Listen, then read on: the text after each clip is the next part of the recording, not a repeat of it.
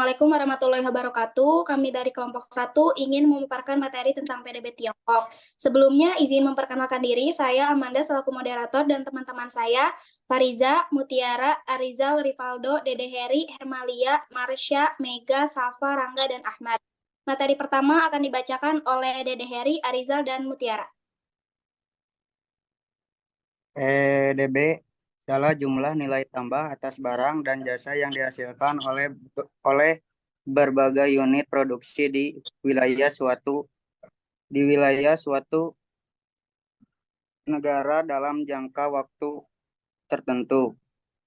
Lalu fungsinya adalah jumlah atas suatu produksi barang dan jasa yang mampu dihasilkan negara dalam kurun waktu tertentu. Data yang ada di sini tertulis data pada tahun 2021 sekitar 17,73 triliun dan 2019 14,28 triliun. Dan jika dibandingkan dengan negara lain, lebih tepatnya negara Jepang, India, dan Eropa, Cina jauh lebih unggul dalam PDB-nya dengan PDB sebesar 17,73 triliun US dollar. Sedangkan Jepang hanya 4,94 triliun US dollar dan India 3,18 triliun US dollar dan Eropa 17,18 triliun US dollar. PDB tersebut diambil dari PDB tahun 2021.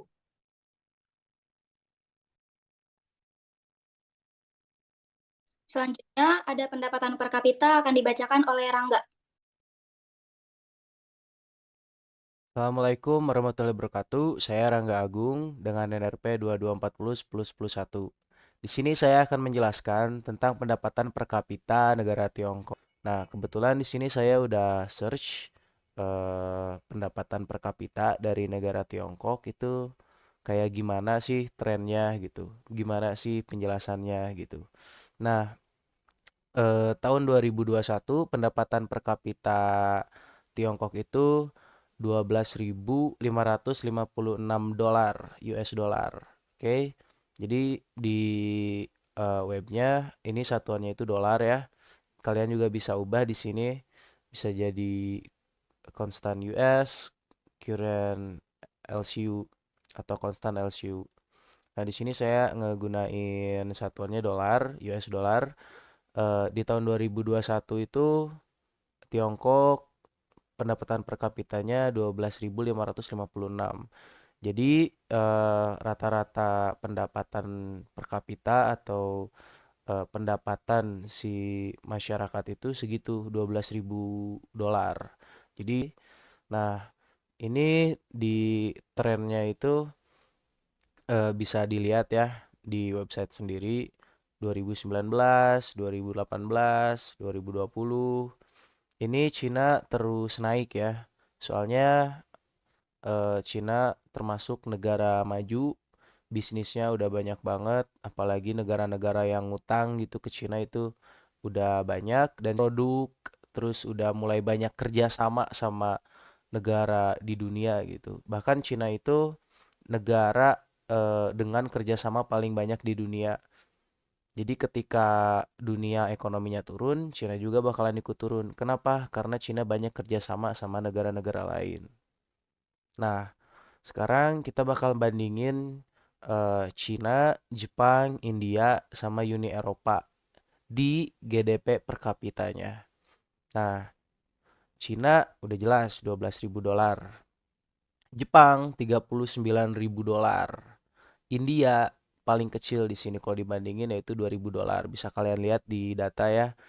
Dan Uni Eropa 38.000 dolar.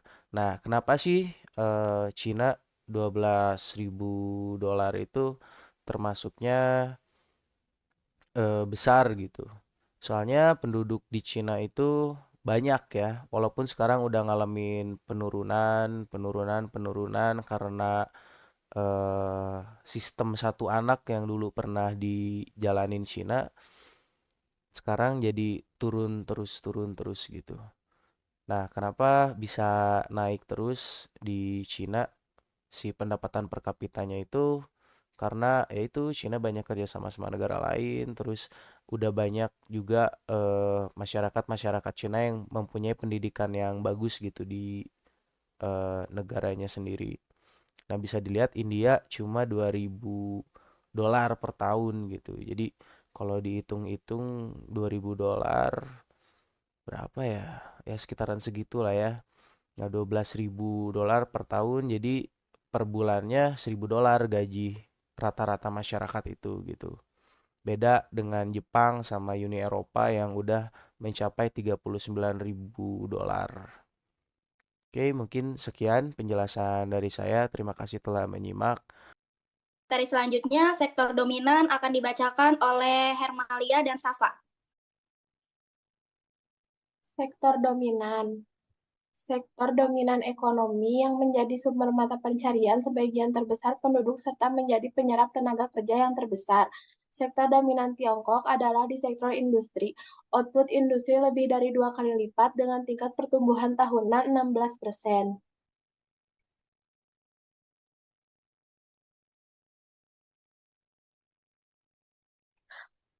Produksi baja tumbuh dari 1,3 juta ton pada tahun 1952 menjadi 5,2 juta ton pada tahun 1997, 16,56 juta ton diproduksi pada tahun 1953 sampai 57, 2 kali lipat produksi baja gabungan Cina antara tahun 1900 dan 1948. Output batu bara naik dari 7,3 juta ton pada tahun 1952 menjadi 23 juta ton. 23 juta pada tahun 1997. Listrik dari 11,6 miliar kWh menjadi 65 miliar kWh pada tahun 1956 sampai 57. Konsumsi tahun tenaga listrik per kapita tumbuh sebesar 550 kW per jam.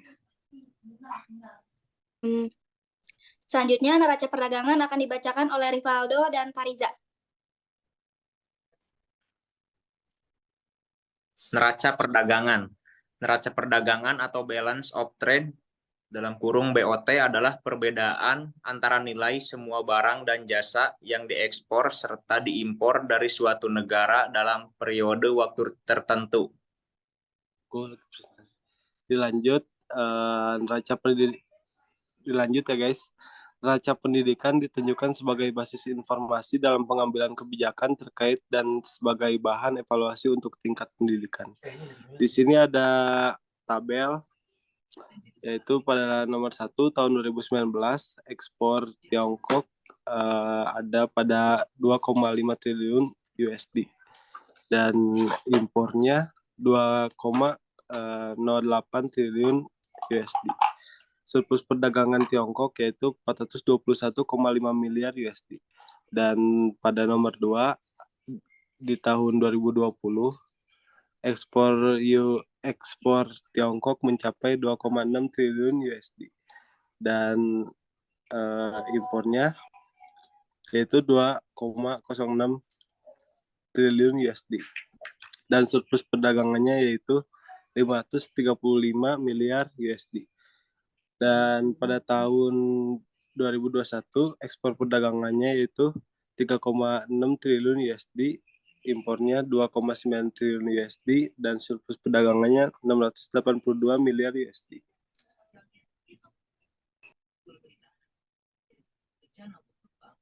Materi terakhir, sistem pendidikan akan dibacakan oleh Marsha dan Mega.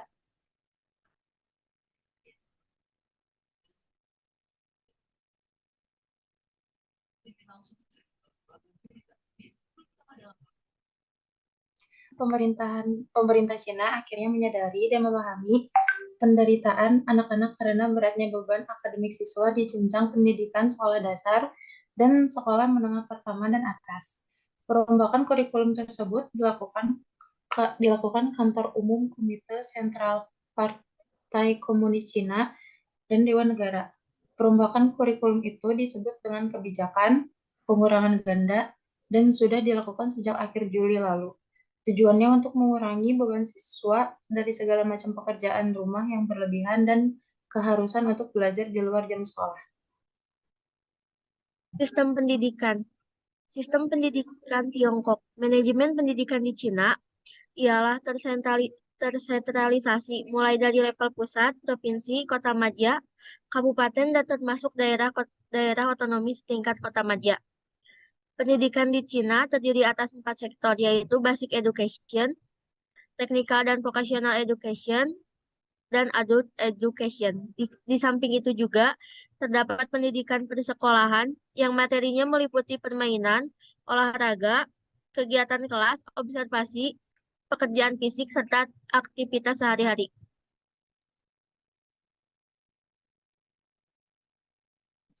Selanjutnya kesimpulan akan dibacakan oleh Ahmad.